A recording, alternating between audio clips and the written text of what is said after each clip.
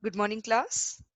Today we are going to learn chapter number 2, Cell.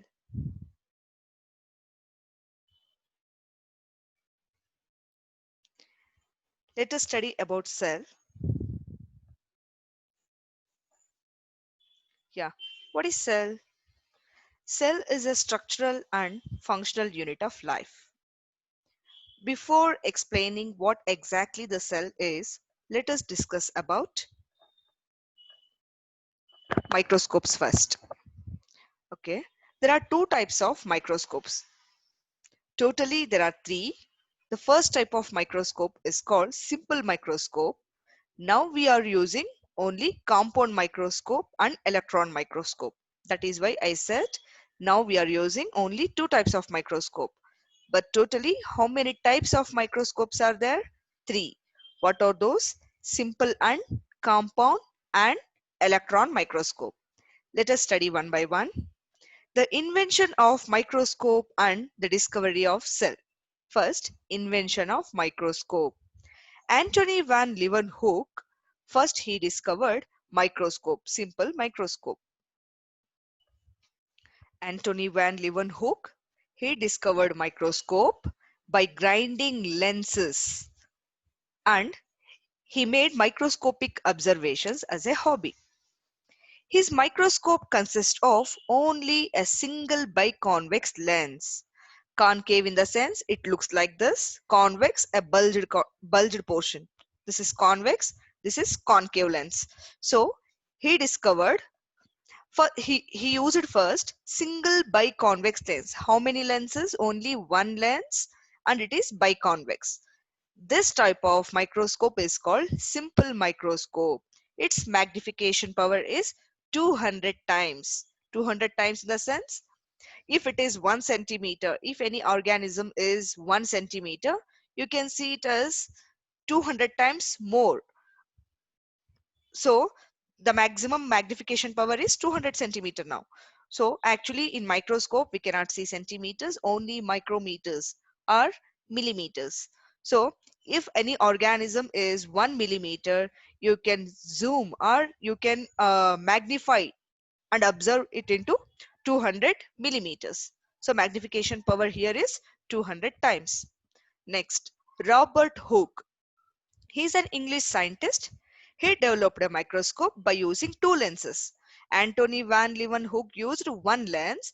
Here Robert Hooke used two lenses to achieve greater magnification compared to simple microscope. So now this type of microscope is called compound microscope. In compound microscope, Robert Hooke used two lenses instead of one and its magnification power is 2000 times.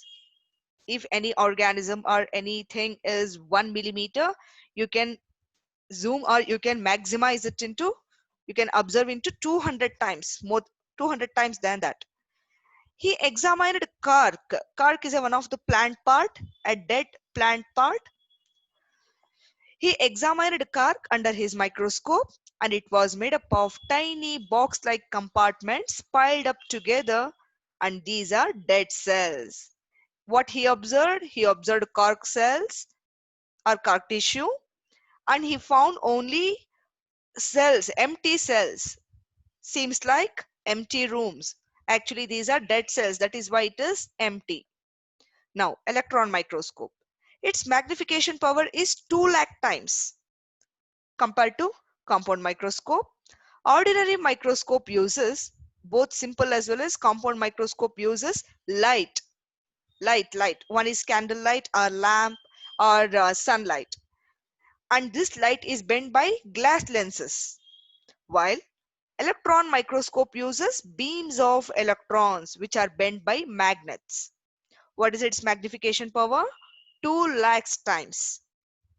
That is why we can observe only small microorganisms under electron microscope. Example, viruses whose sizes in nanometers. Now, cell theory, very important. There are three scientists called Matthias Childen. He is one of the German botanist. Theodor Schwann, a zoologist, and Rudolf Virchow in the year 1858. First, in the year 1838, Matthias Childen and Theodor Schwann discovered or they identified two theories. Actually, it is a cell theory. They discovered 2 points. Matthias Childen said that cell is the smallest structural unit of living things. And later, Theodor Schwann said that the cell is a functional unit of living things. After these two postulates, Virchow in the year 1858, he said that all cells arise from pre-existing cells. Pre-existing cell in the sense a mother cell gives rise to two daughter cells or two new cells. So pre-existing cells forms new cells or new cells arise from pre-existing cells. So what are the postulates of cell theory? There are three postulates. First one is cell is a structural unit of life. Second postulate, cell is a functional unit of life. And the third one is all cells arise from pre-existing cells. Now let us study about cell. Just now I told you cell is a structural and functional unit of life. What exactly it is? How we construct building? By stacking bricks and we use cement, right? Just like a bricks. Here bricks makes a house or a building, right? Like that our body is made by cell. So it gives a structure to our body. And functional unit of life. Cell is also a functional unit of life. Why? Because it performs various functions like digestion, excretion, respiration, circulation. All these life processes takes place within cell. Next, based on size, cells are classified into three types: smallest cell, longest cell and largest cell. The smallest cells are bacteria and RBC, red blood corpuscles. Longest cell is nerve cell or brain cell, and largest cell is ostrich egg.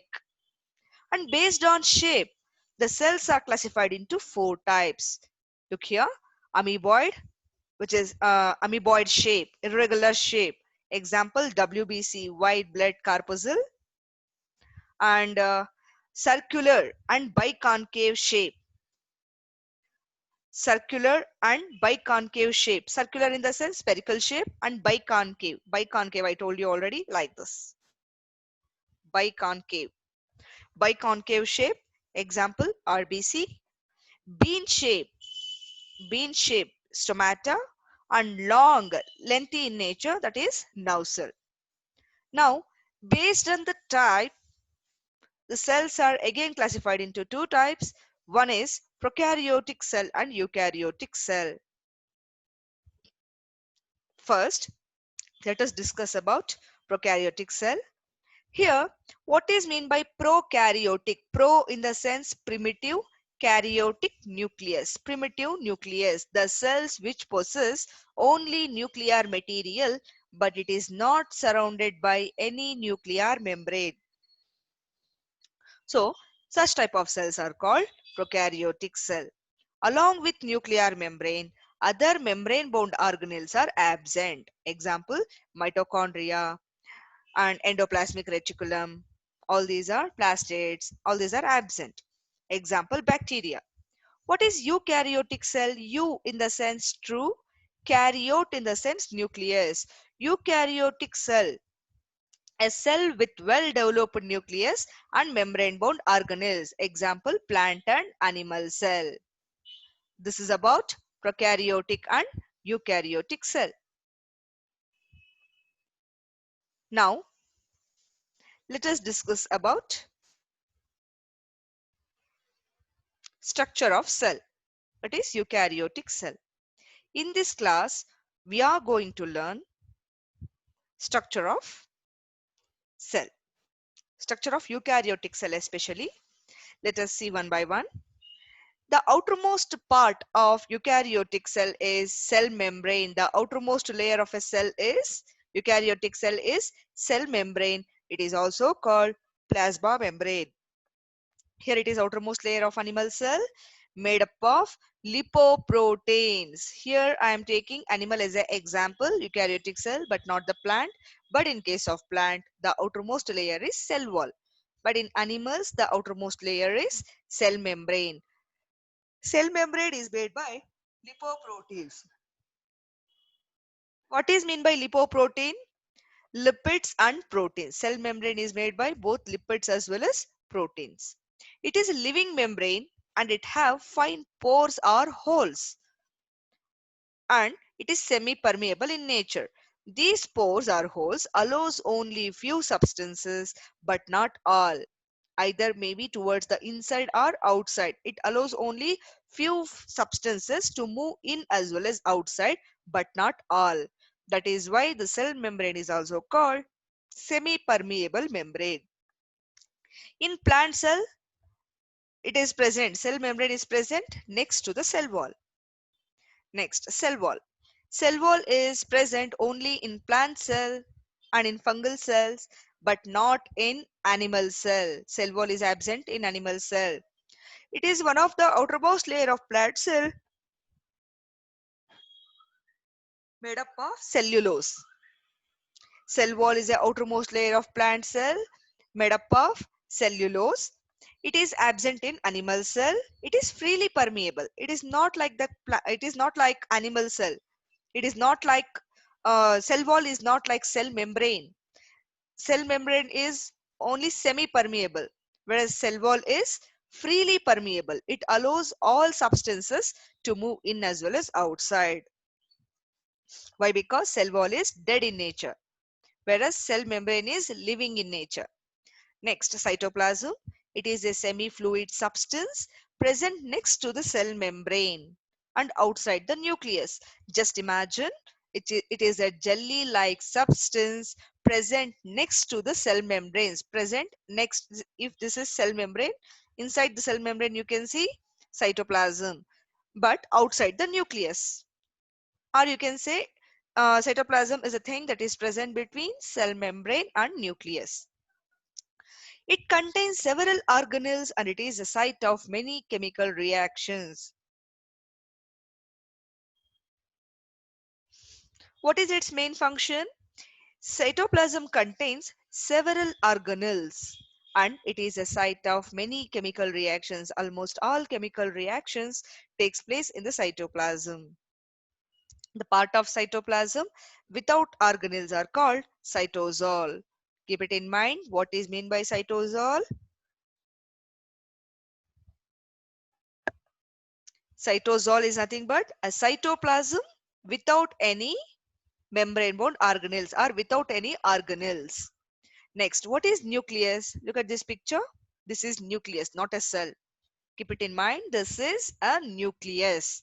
Nucleus is a large spherical body lying in the center of the cytoplasm or in a cell.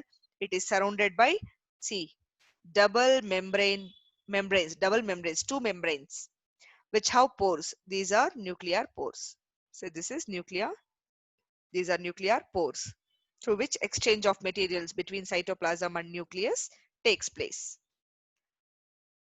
The fluid present inside the nucleus is called nucleoplasm. Look at this picture. The fluid which is present inside the nucleus. This is a fluid, yellow color fluid. So this fluid is also called nucleoplasm. What is its function? It contains a spherical shaped nucleolus. Nucleoplasm contains a spherical shaped structure called nucleolus and a network of chromatin fibers called nucleo. A network of chromatin fibers or chromosomes are present in nucleoplasm. See, these are chromatin fibers or chromatin or chromosomes present in nucleoplasm.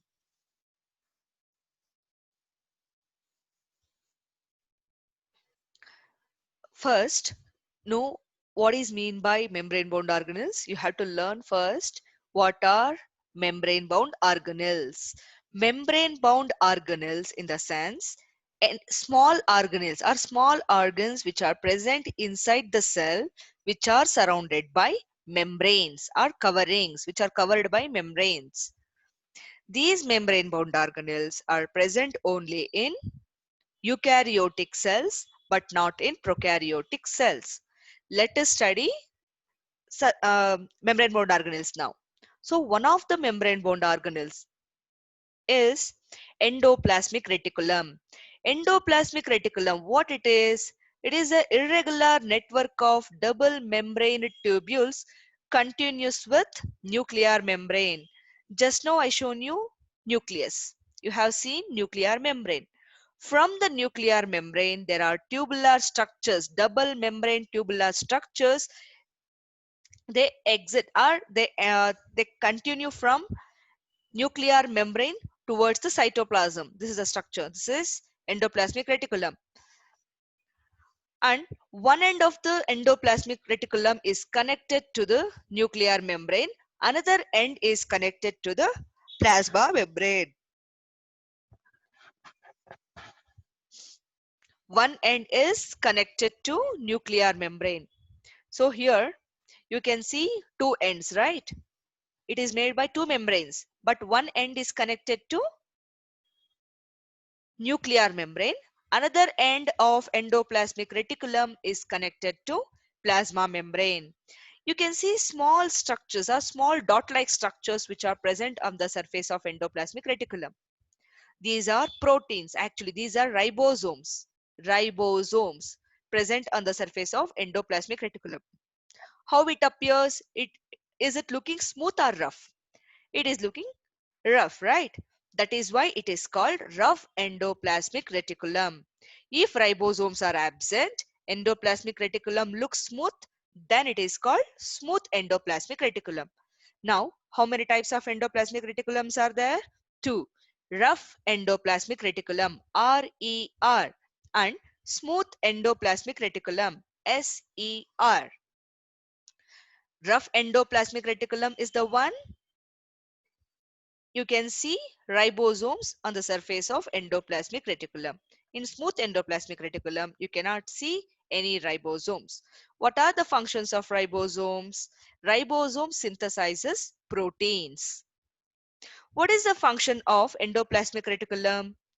It is the supportive framework of the cell, synthesis and transports proteins and fats. Rough endoplasmic reticulum synthesizes proteins, whereas smooth endoplasmic reticulum synthesizes fats. So, just like our skeleton, how it gives support to our body, like that, it is a skeletal framework. Endoplasmic reticulum is it forms a supportive framework to the cell. Next, mitochondria. This is the structure of mitochondria. It is also called powerhouse of the cell. I will tell you why it is called powerhouse of the house of the cell. First, mitochondria. Few membrane-bound organelles possess their own DNA. Own DNA. These organelles have the capacity to replicate by itself. They can make their own copies. One of that organelle is mitochondria. Mitochondria possess its own DNA so that it can replicate, it can make its own copies. Mitochondria have their own DNA and ribosomes. What is its main function? Synthesis of respiratory enzymes and release of energy. It is the seat of aerobic respiration. I will tell you what exactly it is.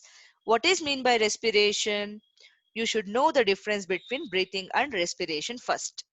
Breathing is a physical or mechanical process in which you intake oxygen and given out carbon dioxide. But why you intake oxygen and given out carbon dioxide? Oxygen is required to break down glucose. After digestion, the simplest form of food which is formed in your body is glucose. This glucose is further break down to release energy. So here, oxygen is utilized to break down glucose, to further break down glucose into simplest forms like carbon dioxide and water, and also it releases energy. This energy is stored in the form of ATP, adenosine triphosphate. Now, if you have more money, how you deposit in bank and how you get credit card or debit card, how you get debit card or ATM card. Like that, when you have more energy in your body, This energy is stored in the form of ATP. So ATP is a reserved energy. There you can see reserved energy. Our stored energy is stored in the form of ATP. Whenever your body requires ATP, whenever your body requires energy, this ATP further break down and release out energy. See, this is the structure of mitochondria. This is outer membrane and this is inner membrane. Inner membrane is here you can see finger-like projections, right? This finger-like projections are called cristae. Inside that you can see matrix, and this is outer compartment. Matrix is an inner compartment. Outer membrane, inner membrane. Inner membrane is also called cristae. Inside that you can see one compartment also called matrix, and between outer membrane and inner membrane you can see outer compartment. So mitochondria is also called what? Recap again. Powerhouse of the cell. Next, Golgi apparatus. This is the structure of Golgi apparatus. It is flattened membranous sacs. Can you see picture? Look at this picture. It is flat in nature and membranous sacs. You can see sacs are pouch-like structures. Consist of tubules, even it may possess tubules and vesicles and vacuoles too. What is its major function? It synthesizes and secretes enzymes and hormones. Different types of enzymes as well as hormones are produced by Golgi apparatus. It also forms acrosome of sperms. Acrosome in the sense it is a head region which is formed in sperm. Sperm is one of the reproductive cell in male. Next, ribosomes. I told you already, ribosomes are protein factories. They are present on the surface of endoplasmic reticulum. Sometimes they are freely suspended in the cytoplasm. They are present on the surface of endoplasmic reticulum or suspended freely in the cytoplasm. Ribosomes are single-walled. How many membranes are covered on the surface of ribosome? Only one. These are small spherical granules. Look at this cytoplasm here. You can see small granules, small dots, black dots. All these are ribosomes. Scattered in the cytoplasm or attached to the outside surface of the endoplasmic reticulum. Here, what is its major function? It synthesizes proteins. Next, lysosomes. See, this is the structure of animal cell. Outermost layer is, let me use marker here. Just a sec. Yeah. See, this is the structure of eukaryotic cell. I am taking here animal cell. The outermost layer is cell membrane. But in case of plant cell, the outermost layer is cell wall. Next to the cell membrane, you can see this is nucleus. Inside the nucleus, you can see nucleolus. And the one organelle which is attached to the nucleus is endoplasmic reticulum. This is chloroplast. Actually, chloroplast is present in plant cell but not in animal cell. Just to confuse you, I have given chloroplast here. Chloroplast is present in plant cell but not animal cell. But this is animal cell.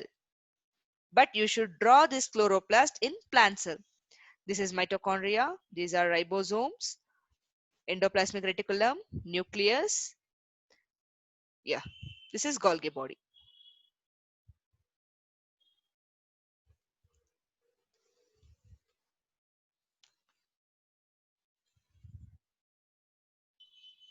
Now, let us study about lysosomes. Lysosomes are also called suicide bags of the cell. Why? Because it kills its own cell when the cell becomes old, or when the cell is damaged, or when the cell is about to die.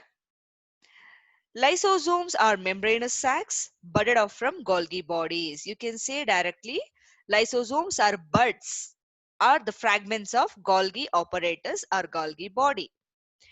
It, it contains 40 different types of enzymes. Here you can see 40 different types of enzymes. Look at this picture. This is a structure of lysosome.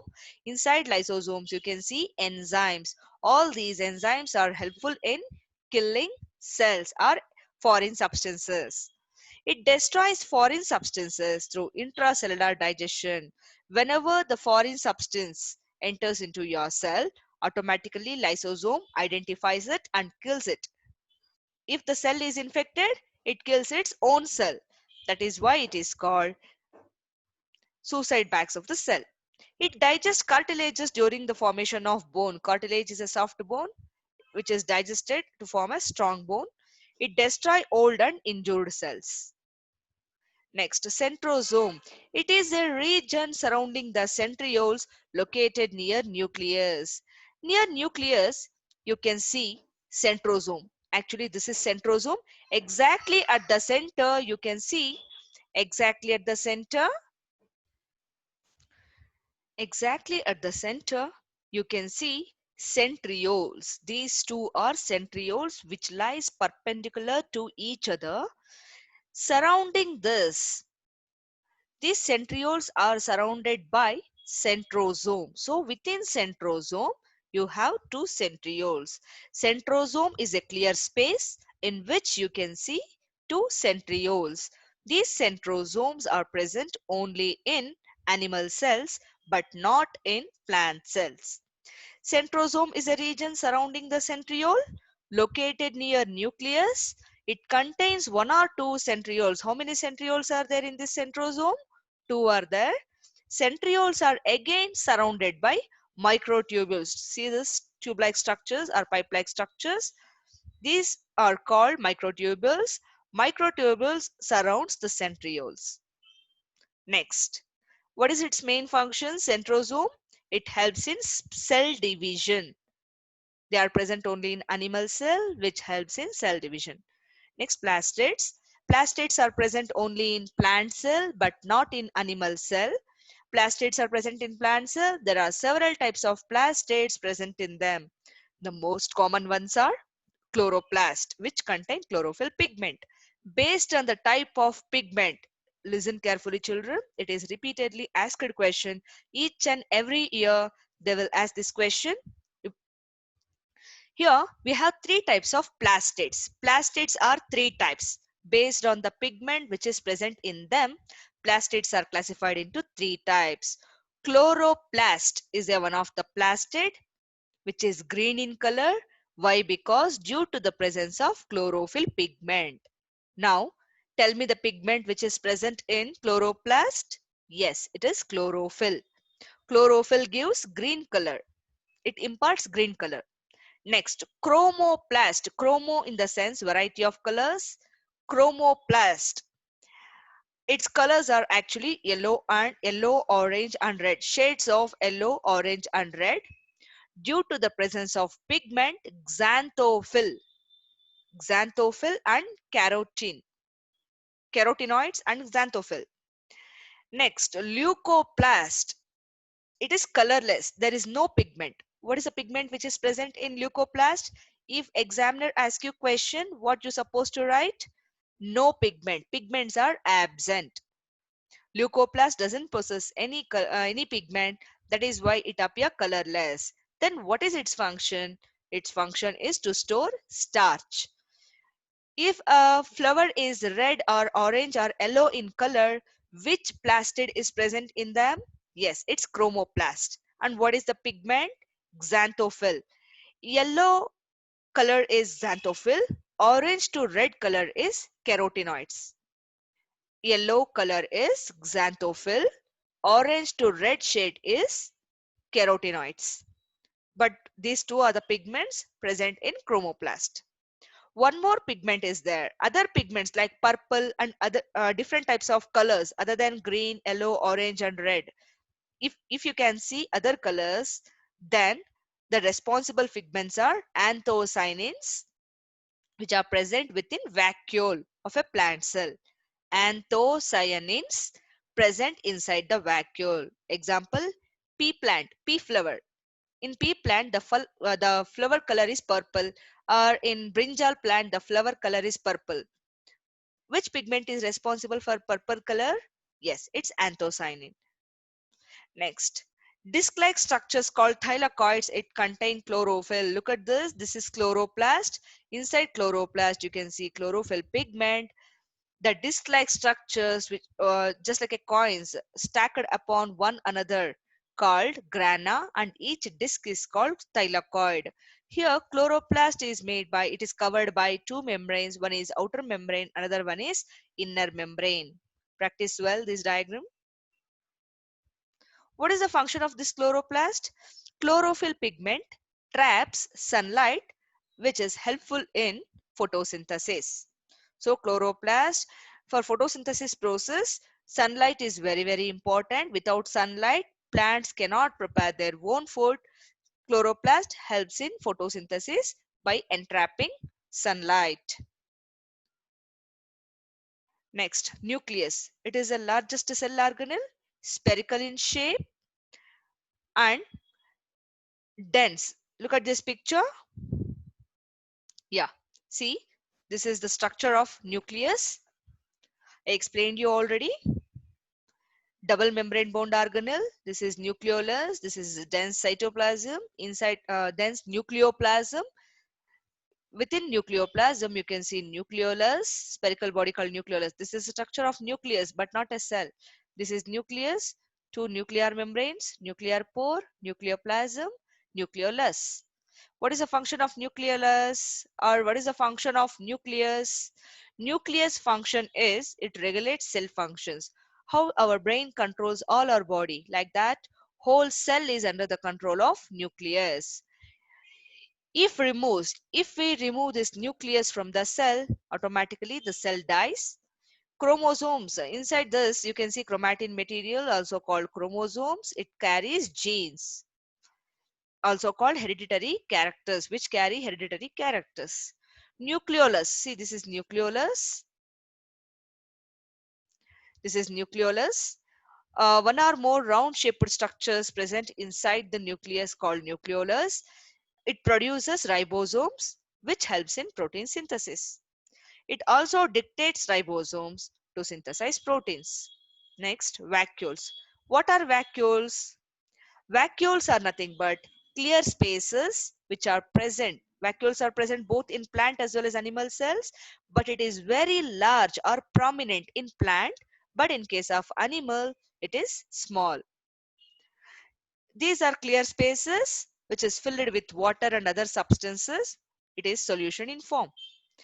Plant cells have larger vacuoles, but in animal cells it is small. Vacuoles are covered by a layer called tonoplast. I repeat, vacuoles are covered by a membrane called tonoplast in plant cells. What is its function? It gives turgidity to the plant cell. Plant cell possesses particular shape. Say for example, rectangular shape. Why it looks rectangular? How its shape is maintained? Through vacuoles. It gives turgidity to the plant. Actually, cell shape is maintained by vacuole as well as cell membrane too. Cell membrane and cell wall too. It gives turgidity to the plant cell. It contains pigments like anthocyanins and also stores food as well as waste. What are granules? These are small fat droplets. It's also stores starch in plants and it stores glycogen in animals.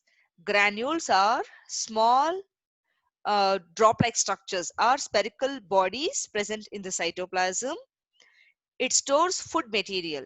In plants, the reserved food material is starch. In case of animals, food is stored in the form of glycogen. Now let us see the differences between plant and animal cell. You know what are dictyosomes? Yeah, I'll tell you. Golgi complex or Golgi bodies are present in animal cells, right? If the Golgi bodies are present in plant cell, you can give a name dictyosomes. You can call the Golgi bodies of plant cells as dictyosomes. Dictyosomes. Now let us see the differences between plant and animal cell. Plant cells are usually larger compared to animal cells. Animal cells are smaller in nature. Here in plant cell you can see cell wall, but in case of animal cell wall is absent. thin lining of cytoplasm pushed towards the periphery. Here cytoplasm is very less. Why? Because the maximum space is occupied by vacuole. But here cytoplasm is maximum one. It fills almost entire cell. Plastids are present in plant cell, but in case of animal, plastids are absent. Centrosomes are absent in plant cell, whereas in animal cell, centrosomes are present. Vacuoles are large and prominent. Here, vacuoles are small and temporary. This is about cell. Thank you.